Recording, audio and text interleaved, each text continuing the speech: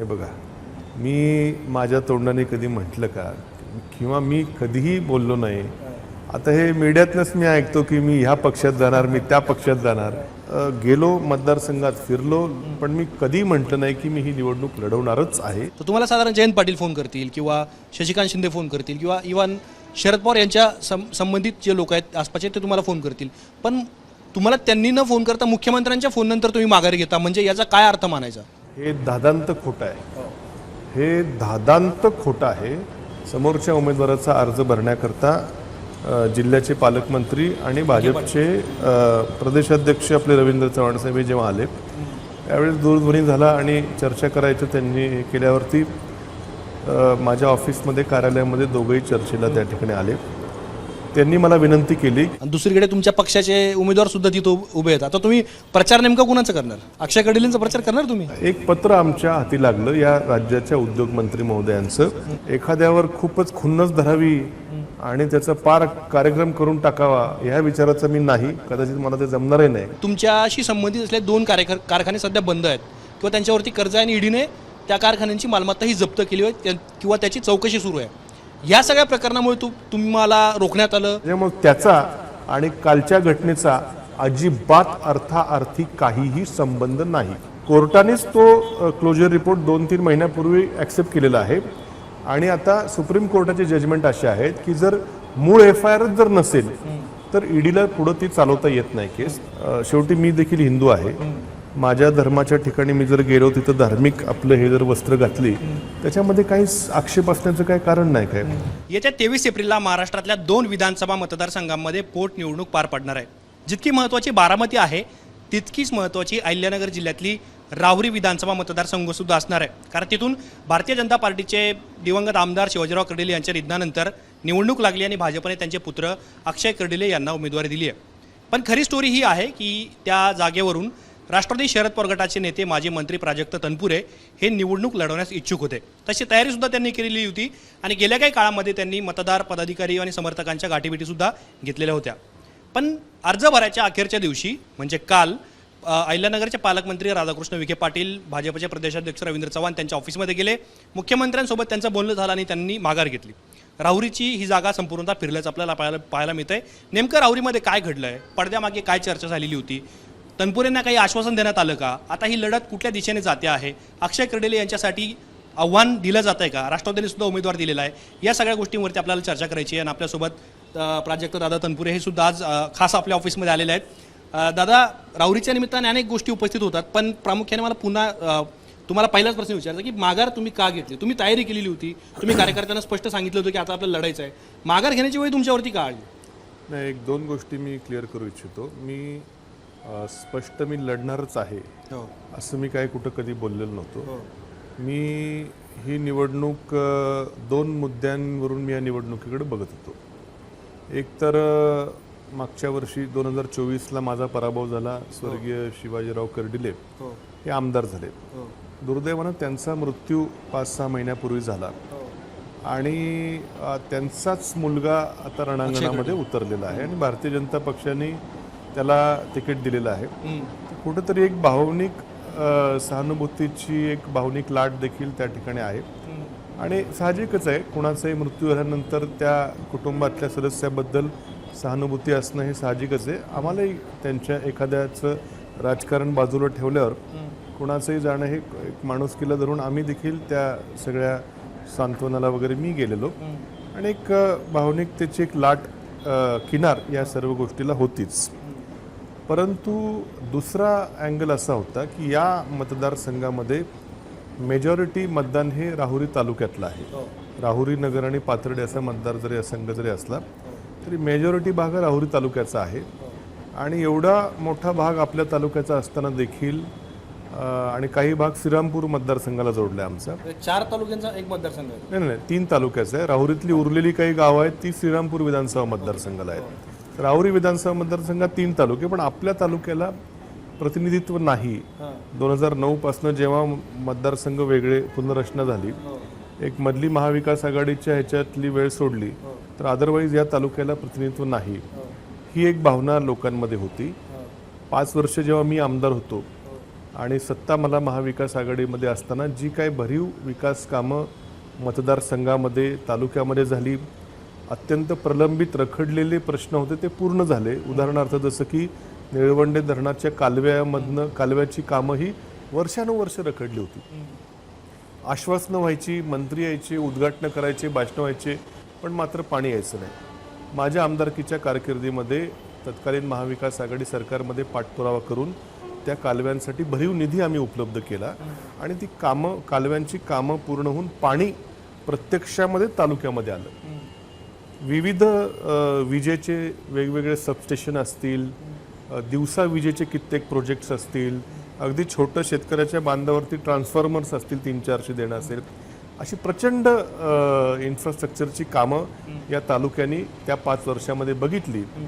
आणि नंतरच्या काळामध्ये आत्ता 1.5 वर्षामध्ये पुन्हा कुठेतरी त्या विकासाला ब्रेक लागला गेला आहे का? जे दैनंदिन प्रश्नामध्ये अगदी शेतकऱ्याला जरी सरकारनं लाईट बिल माफ केलं असेल तरी वीज शेतकऱ्यापर्यंत आता 4-4 तासच 5-5 तास काही ठिकाणी मिळते. म्हणजे अक्षरशः हैराण लोक होऊन माझ्याकडे यायची, आंदोलनं आम्ही कित्येक ठिकाणी केली. हा बदल तालुक्यातल्या लोकांनी बघितल्या कारणानं ती एक बाजू होती की पुन्हा एकदा आपल्या तालुक्यातलं कुठेतरी नेतृत्व असावं, ही या तालुक्यातल्या लोकांची झालेली थोडीशी भावना. मी म्हटलं की मी तालुक्याचा दौरा करेल, लोकांच्या कार्यकर्त्यांच्या भावना समजून घेईल. काही नवीन प्रश्न तयार झाले होते, काही नवीन प्रश्न होऊ घातले होते, जे की अत्यंत तिथल्या सर्वसामान्य माणसाच्या दृष्टीने अत्यंत सेन्सिटिव्ह विषय होते 2-3.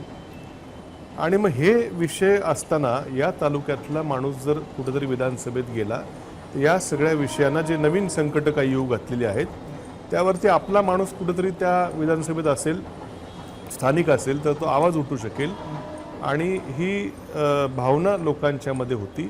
हे 2 पैलू या निवडणुकीकडे होते. म्हणून मी गेलो, मतदारसंघात फिरलो, पण मी कधी म्हटलं नाही की मी ही निवडणूक लढवणारच आहे. पण तुमच्या कार्यकर्त्यांची इच्छा होती की तुम्ही निवडणूक लढावी. पण ज्या वेळेला आम्ही बघितलं की विखे पाटील आणि नरेंद्र चव्हाण तुमच्या ऑफिसमध्ये आले, त्यांच्यासोबत तुमची चर्चा झाली आणि मुख्यमंत्र्यांसोबत तुमचं बोलणं झाल्याचा दावा तुम्ही स्वतः केला होता की तुमच्या कार्यकर्त्यांनी पण केला होता. सांगितलं तसं. तर काय चर्चा झाली आणि त्याच्यानंतर तुम्ही निर्णय घेतला की नाही आता आपल्याला लढायचं नाही? मी सांगतो ना, हे या मुद्द्यावर निवडणूक लढवावी असा कार्यकर्त्यांचा आग्रह होता की तालुक्यातले प्रश्न आहे, राजकीय आधार लोकांना लागतो. आणि अक्षरशः आदल्या दिवशी संध्याकाळी मलाही माहीत नव्हतं, आमचे शेकडोनी कार्यकर्ते माझ्या ऑफिसच्या बाहेर जमले. कुठलाही मी निरोप देता त्यांच्यामध्येच ते निरोप गेले. त्यांना जेव्हा वाटलं की मी लढवेल की नाही, अजून स्पष्ट काय बोललेलं नाही, त्यावेळेस ती भावनिक परिस्थिती निर्माण झाली. माझ्या डोळ्यात अश्रू यायचे राहिले होते.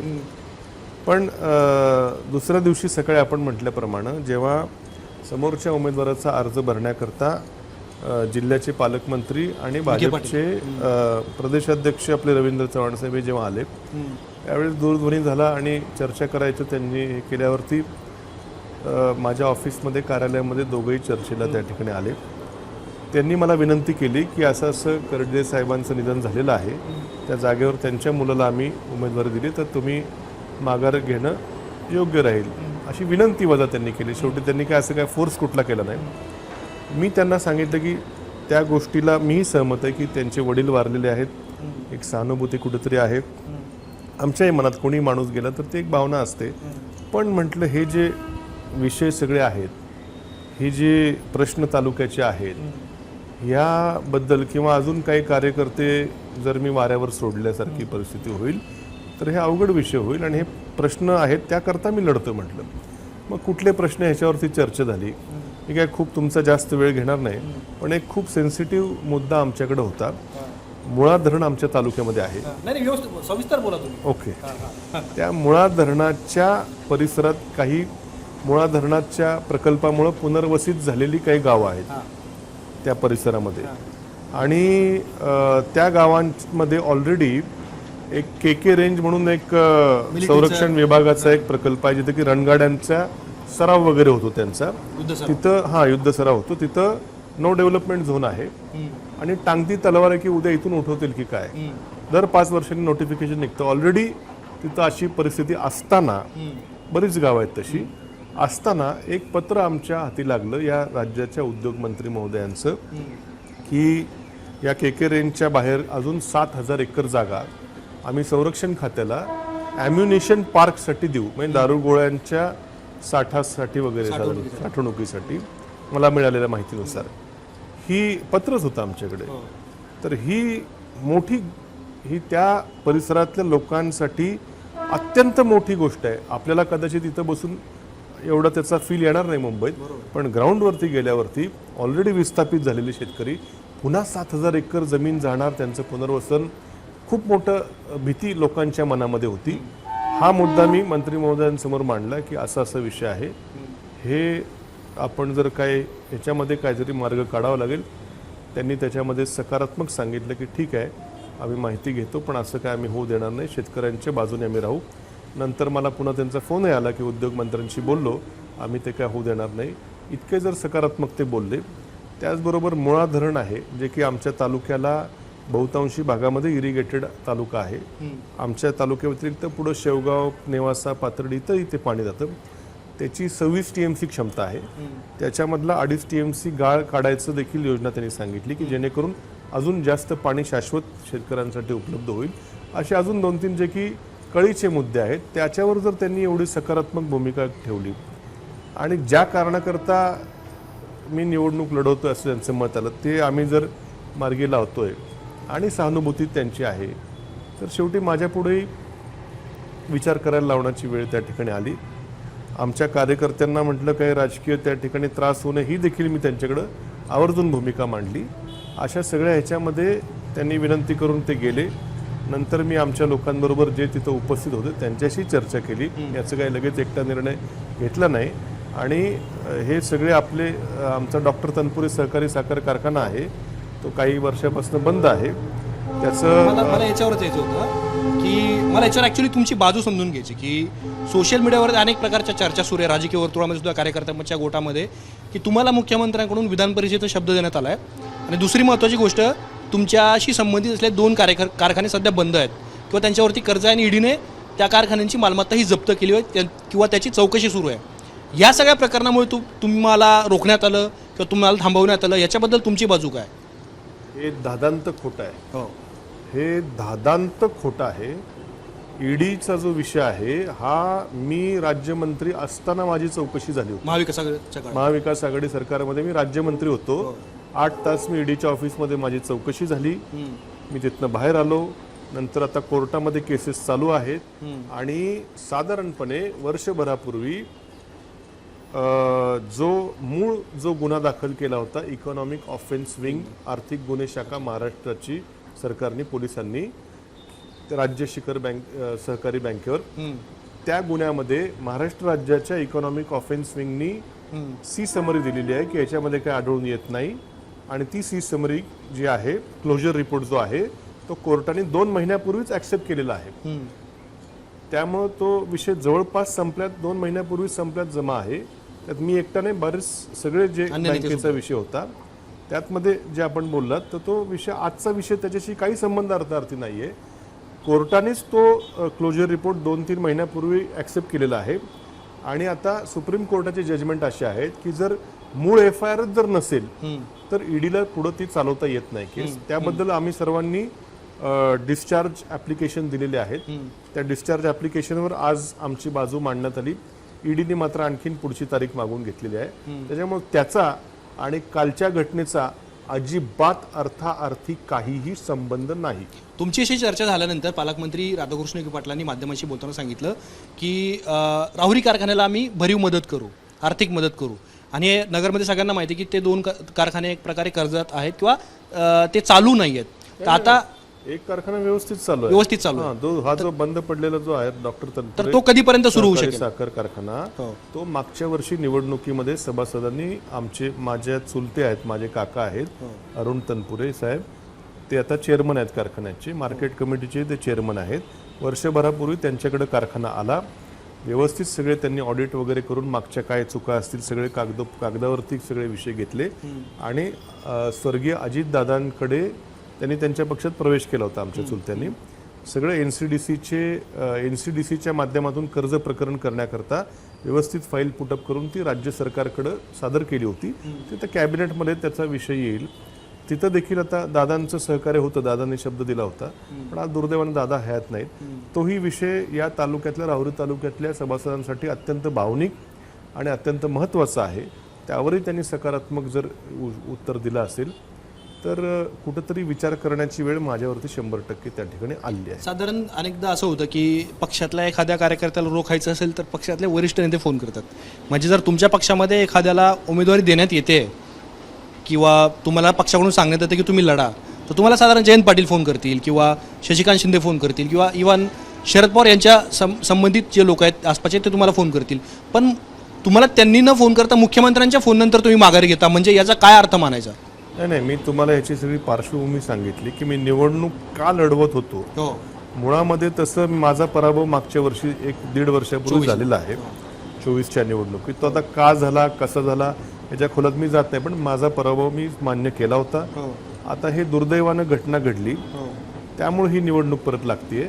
तसं नाहीतर हे त्यांचेच, मी तसा विरोधातच होतो तसाही.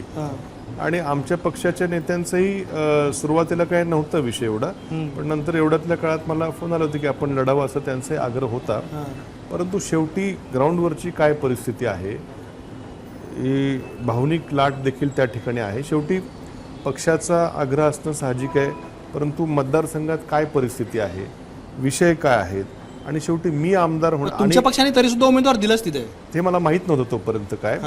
पण शेवटी एक आमदार होण्याने आज कुठं सरकार बदलणार नाहीये.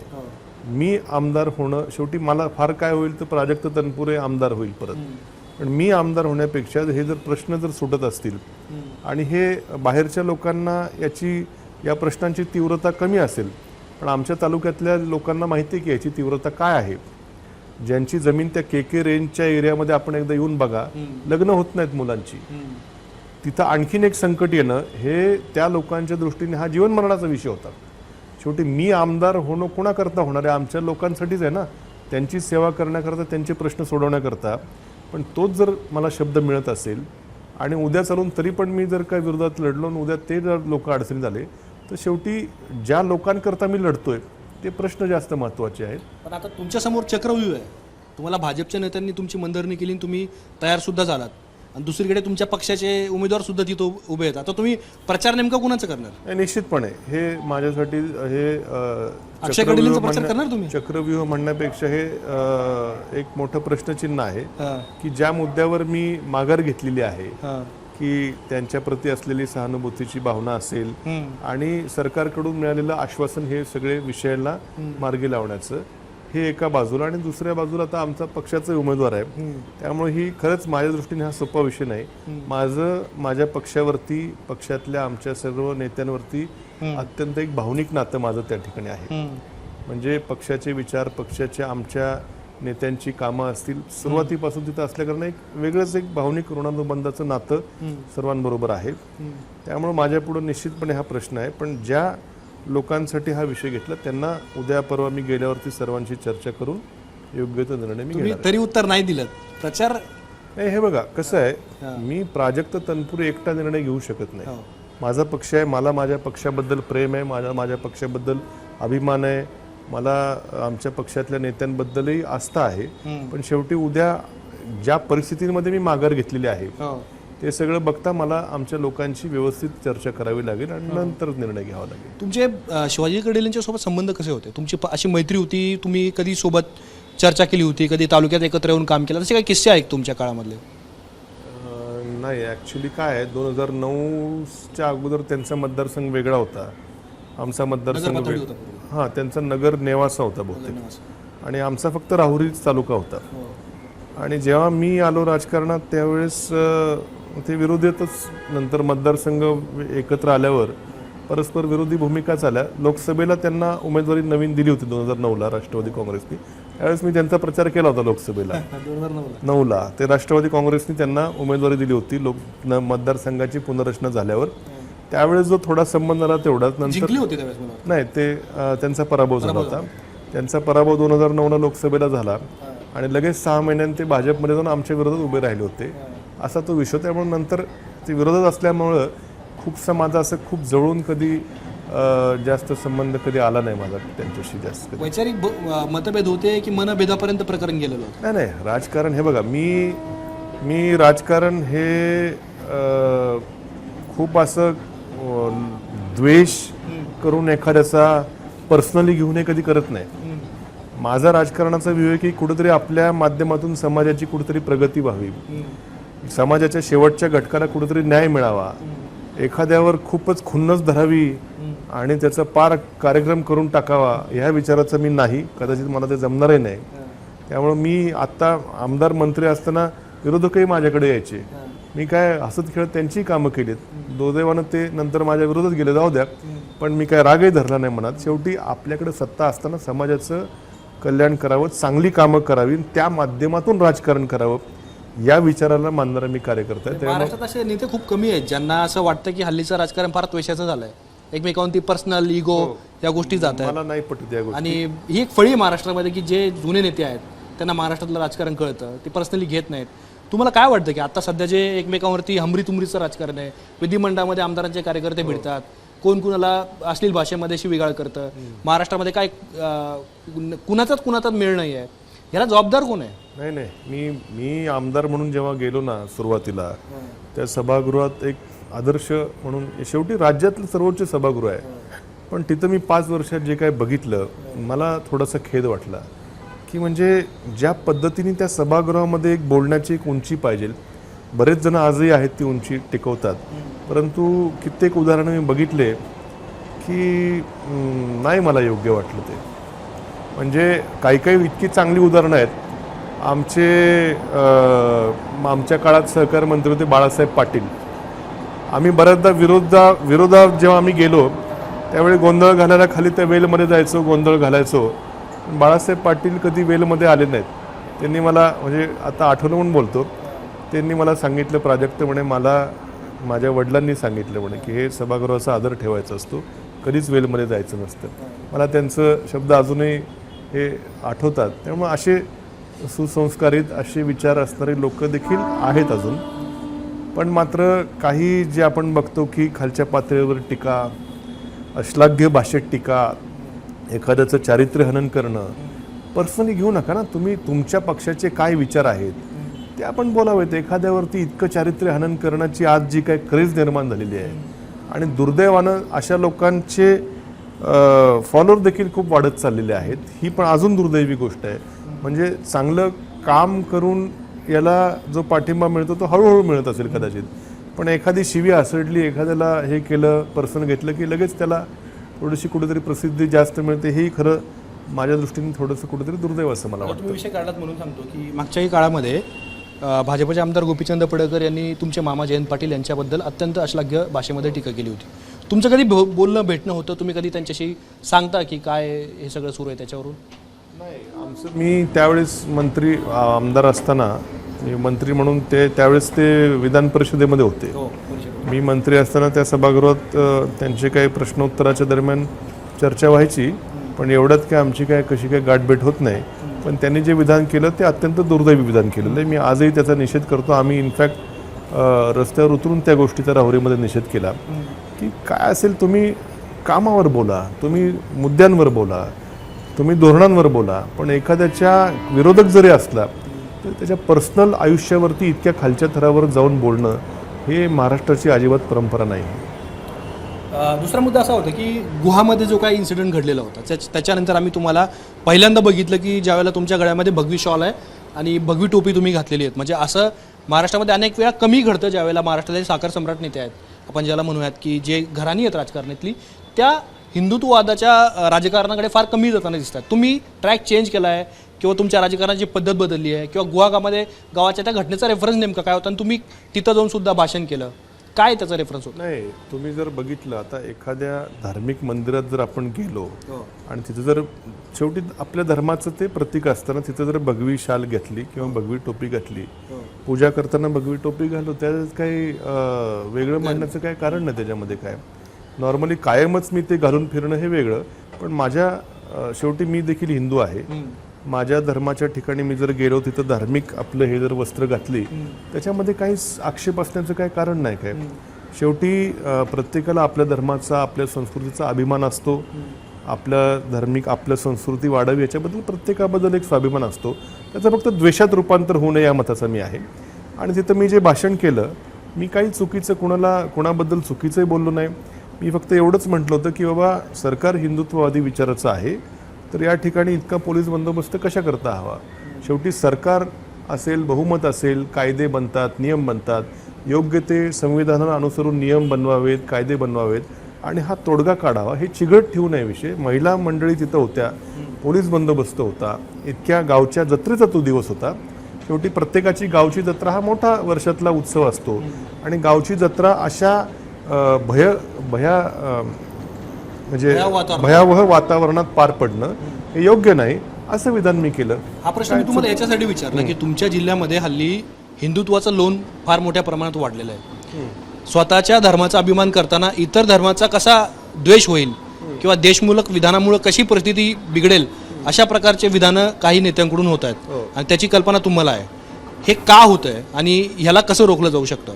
नाही, हे बघा, मी मगाशी सांगितलं की प्रत्येकाला आपल्या धर्माचा अभिमान असावा, आपल्या संस्कृतीचा अभिमान असावा, तिथपर्यंत ठीक आहे. परंतु द्वेष पसरवणं हे मला मान्य नाही. शेवटी प्रत्येकाला आपापलं धर्मस्वातंत्र्य घटनेने दिलेलं आहे, परंतु कुठल्याही समाजामधून जर काही चुकीचं काय होत असेल तर ते योग्य नाही. या भूमिकेवर मी आजही ठाम आहे. शेवटी आपल्या धर्माचा विषय येतो, तिथं जर काही कोणी चुकीचं काय होत असेल तर एक हिंदू म्हणून आपल्या धर्माच्या ह्याच्याकरता जाणं ह्याच्यात काही गैर नाही.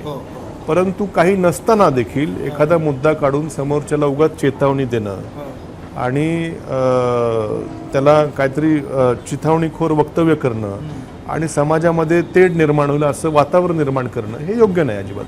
तर आता मागच्या काही काळामध्ये अशी चर्चा सुरू होती की जयंत पाटील हे भारतीय जनता पार्टीमध्ये प्रवेश करणार, त्याच्यानंतर त्यांनी खंडन केलं.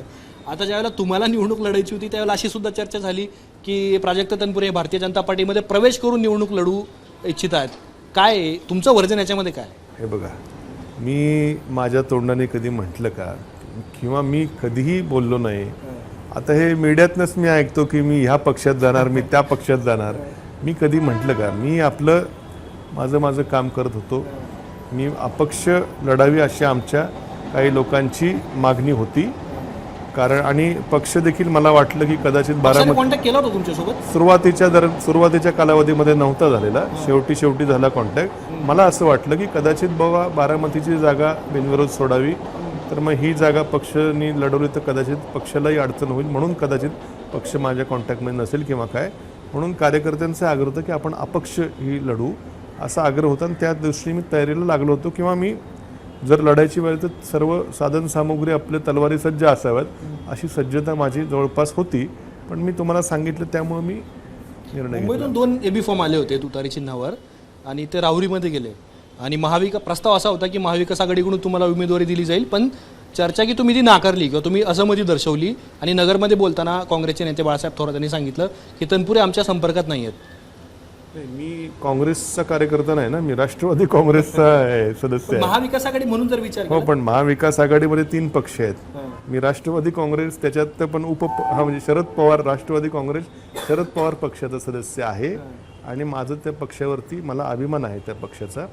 त्यामुळे सुरुवातीला कॉन्टॅक्ट झाला नाही, पण नंतर अशा सगळ्या द्विधा मनस्थिती होत गेल्या साधारणपणे. इंटरेस्टिंग आहे. प्राजक्त तनपुरे यांनी कुठलाही प्रश्न टाळलेला नाही आहे आणि त्यांनी उत्तरसुद्धा व्यवस्थित म्हणजे सखोलपणे उत्तरं दिली.